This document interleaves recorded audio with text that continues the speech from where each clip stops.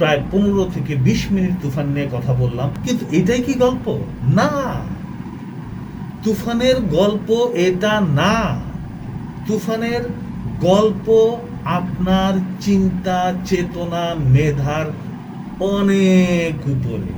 আমাদের এফডিসি কেন্দ্রিক যারা আছেন, যারা জানেন যে গল্প তো গ্যাংস্টার গল্প তো এমন, এফডিসি কেন্দ্রিক তাদের জানার সুবিধার্থে বলতে পারি, এই তুফানের গল্পকে আইডেন্টিফাই করার ক্ষমতা, যোগ্যতা এখনো আপনাদের হয় না। কেন দেখবেন তুফান সিনেমা? তুফান সিনেমা আপনি এই জন্য দেখবেন, যেটা বাংলাদেশের এই পর্যন্ত যতগুলো সিনেমা আছে সেটার একটা স্ট্যান্ডার্ড লেভেল। বাংলা সিনেমার এখনকার স্ট্যান্ডার্ড তুফান। এই তুফান ছবিটা পরিচালনা করেছেন রায়হান রাফি। এই ছবিতেই শাকিব খান, মেগাস্টার শাকিব খান হয়ে আসছেন, এবং শাকিব খানকে এমন একটা লুক অ্যান্ড গেট আপে হাজির করা হয়েছে, যে লুকস অ্যান্ড গেট আপ আপনারা এর আগে আর কখনো শাকিব খানকে দেখেননি। এবং শাকিব খানকে নিয়ে যে গল্পটা বলা হয়েছে, সেই গল্পটা একটা গ্যাংস্টারের গল্প। গল্পটা শুরু থেকে যদি আপনারা দেখেন, তাহলে কোথাও কোথাও হয়তো আপনাদের কাছে মনে হবে যে এটা বুঝি, কখনো কখনো আপনার মনে হবে এটা বুঝি কেজিএফ এর গল্প, কখনো কখনো মনে হবে এটা বুঝি সালার সিনেমার গল্প, কখনো কখনো মনে হবে এটা বুঝি ডন সিনেমার গল্প। আসলে কোনো কিছুতেই মিলবে না কিছু, কারণ ছবির চিত্রনাট্যে এমন ভাবে সাজানো আছে, আপনার মন নিজে থেকেই বিভিন্ন ধোঁকায় পড়ে যাবে। আপনার শাকিব খানের চুল গড়াও, তাহলে এটা কি এনিমেল? না, এনিমেল না। শাকিব খান এই ছবিতে হ্যামার দিয়ে একজনকে পেটায়, তার মানে কি এটা কেজিএফ? না, এটা কেজিএফ না। শাকিব খান নিজের সাম্রাজ্য ধরে রাখার জন্য তার নিজের বাবাকেও মেরে ফেলে, তাহলে কি এটা সালার? না। এই যে সব কিছু কম্বিনেশন, এই সব কম্বিনেশনে শাকিব খানকে এমন একটা গল্প দাঁড় করিয়ে দেওয়া হয়েছে, যে গল্পের মাস্টার মেকার বাংলাদেশের রায়হান রাফি। কিছুদিন আগ পর্যন্ত আমার কাছে মনে হয়েছে রায়হান রাফি আসলে বেসিক্যালি এমন গল্প করে, যে গল্পটা অনেকটা টেলিফিল্মের একটু উপরে। কিন্তু রায়হান রাফি এবার নিজেই নিজেকে ভেঙেছেন, কারণ তার সাথে আছে শাকিব খান। শাকিব খান রায়হান রাফি জুটির প্রথম ছবিতে রায়হান রাফি তার গল্পে মুন্সিয়ানা দেখিয়েছেন, তার গল্পে সাজানো স্টোরি টেলিং, এটা নিয়ে নানা আলোচনা, নানা সমালোচনার পরেও রায়হান রাফি শাকিব খানকে দিয়ে এমন একটি গল্প তৈরি করতে চেয়েছেন, যেই গল্পটিকে আপনার মনে হবে যে এই গল্পটি আসলে কোনোটারই নকল নয়। আবার কোনো সিনেমা থেকে আপনার মনে হবে এটা ইনস্পায়ার, যেটা আমি একটু আগে বললাম যে শাকিব খানের চুল লম্বা, তার মানে কিন্তু সেটা এনিমেল নয়। এবার আসেন গল্পে কারা কারা কি অভিনয় করছে। আপনারা জানেন যে চঞ্চল চৌধুরীকে বলা হয়েছিল যে এর আগে শাকিব খানের সাথে যে সিনেমাগুলি করা হতো, সেই সিনেমাগুলি শাকিব খানের সিনেমা হয়ে যেত, এবং সেখানে অন্যেরা ক্যারেক্টার আর্টিস্ট হিসেবেই হয়েছে। কিন্তু এই ছবিতে আপনি অভিনয় করার ফলে এই ছবিটা আপনারও একটা ছবি হয়ে গিয়েছে। বিনয়ের সাথে চঞ্চল চৌধুরীর সাথে সাথেই বলেন না, এই ছবিটা শাকিব খান, এবং শাকিব খানকে ঘিরেই আমরা, এবং আমাদের সবার একটাই লক্ষ্য, একটাই উদ্দেশ্য, বাংলা সিনেমাতে আমাদের প্রত্যেকের কিছু কিছু দর্শক আছে, তাদের সবাইকে একত্রিত করা। এই একত্রিত করার কাজে সবচেয়ে বেশি পারদর্শিতা দেখিয়েছে রায়হান রাফি, এবং রায়হান রাফির কারণে আমরা সবাই একত্রিত হয়েছি। সাথে ছিল প্রযোজনা সংস্থা, এবং এই প্রযোজনা সংস্থা এত বড় পাওয়ারফুল প্রযোজনা সংস্থা, যারা দুই বাংলার প্রায় 40 কোটি বাঙালিকে এক করার জন্য যা যা করতে হয় সবকিছু করেছে।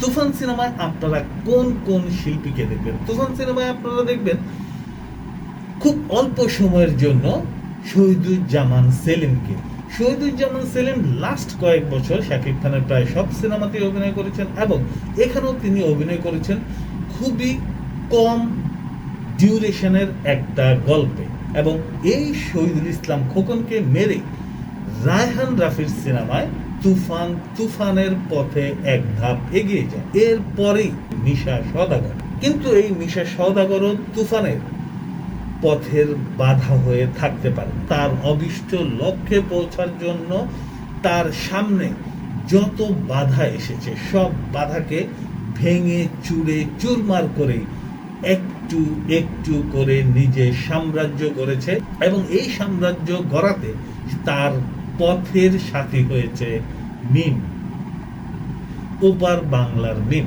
ওপার বাংলার মিমকে আপনারা এর আগেও অনেক ছবিতে দেখেছেন, অনেক ছবিতে দেবের সাথে দেখেছেন, অনেক ছবিতে জিতের সাথে দেখেছেন।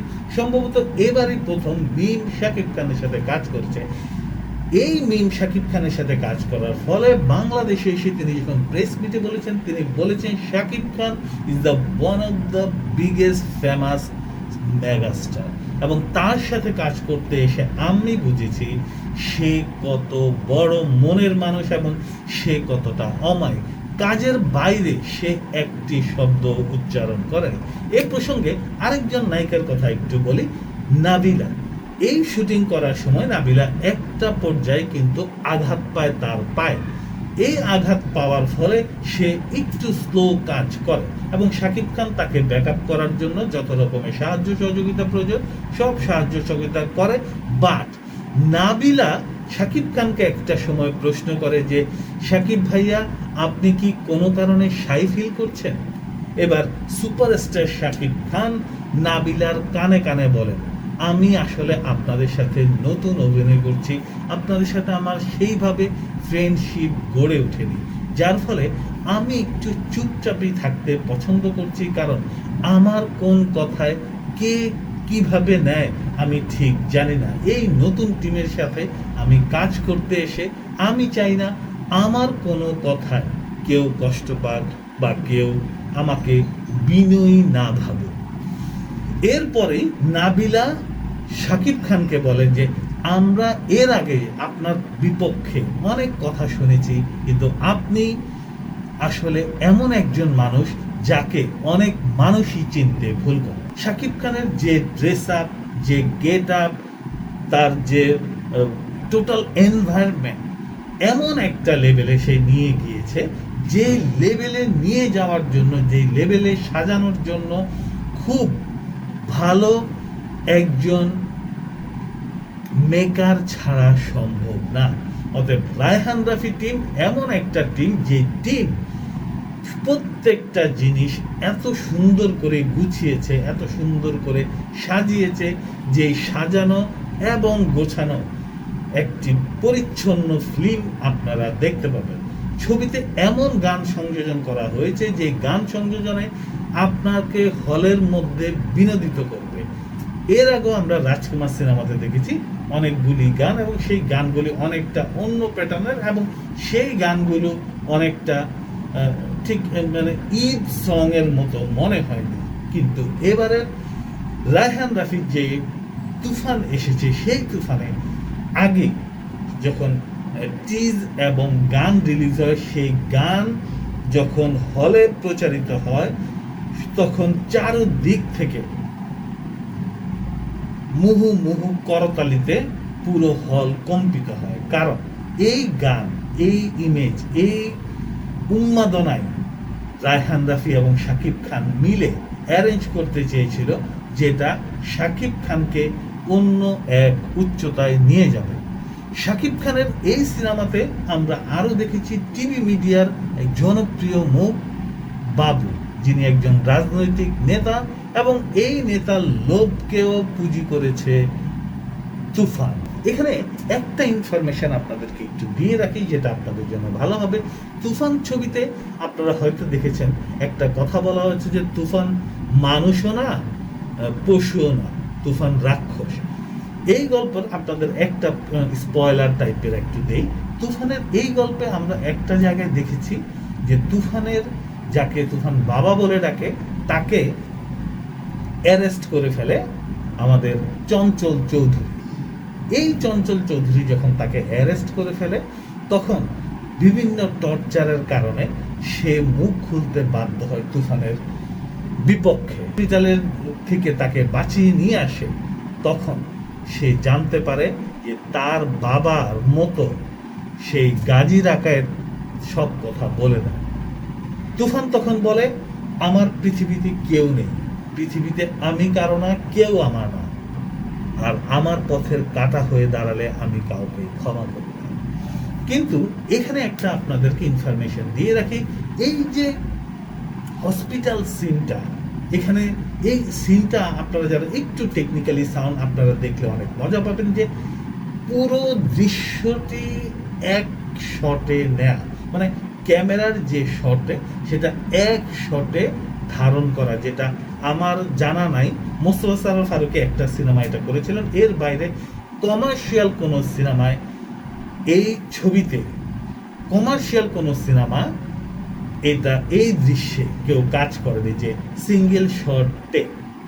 এর বাইরেও আমরা দেখেছি এই সিনেমাতে যখন শুটিং করা হয়, শুটিংয়ের সময় যে অস্ত্র নেওয়া হয়েছে সেই অস্ত্রগুলি থাকে অরিজিনাল, যেটা আমাদের এফডিসি ঘরনার যে সিনেমা থাকে সেই এফডিসি ঘরনার সিনেমাতে এটা থাকে না। এই যে তুফান নিয়ে এত কথা বললাম, তারপরেও প্রায় 15 থেকে 20 মিনিট তুফান নিয়ে কথা বললাম, কিন্তু এটাই কি গল্প?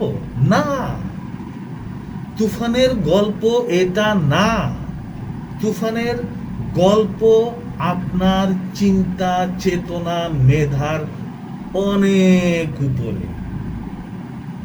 আমাদের এফডিসি কেন্দ্রিক যারা আছেন, যারা জানেন যে গল্প তো গ্যাংস্টার গল্প তো এমন, কিন্তু আপনার জানার সুবিধার্থে আপনাদের যে 4-5 জন 10 জন আছেন এফডিসি কেন্দ্রিক, তাদের জানার সুবিধার্থে বলতে পারি,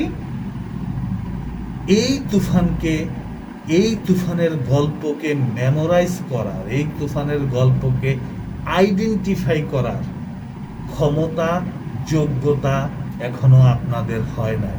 তুফানকে বশ মানানো যায় না। তুফান সিনেমাটা কেমন হবে, তুফান সিনেমাতে আরো কি কি আছে, তুফান সিনেমার আরো মশলা যেগুলো বাকি আছে, যেগুলো বলা যায়নি, সেই মশলাগুলো, সেই টুইস্টগুলো, সেই টুইস্টের মজাগুলো আপনাদের জন্য থাকলো। আপনি ছবি দেখে অবশ্যই কমেন্টস করবেন, ভিডিও বানাবেন, জানাবেন কেমন লাগলো। ততক্ষণ পর্যন্ত বিদায়।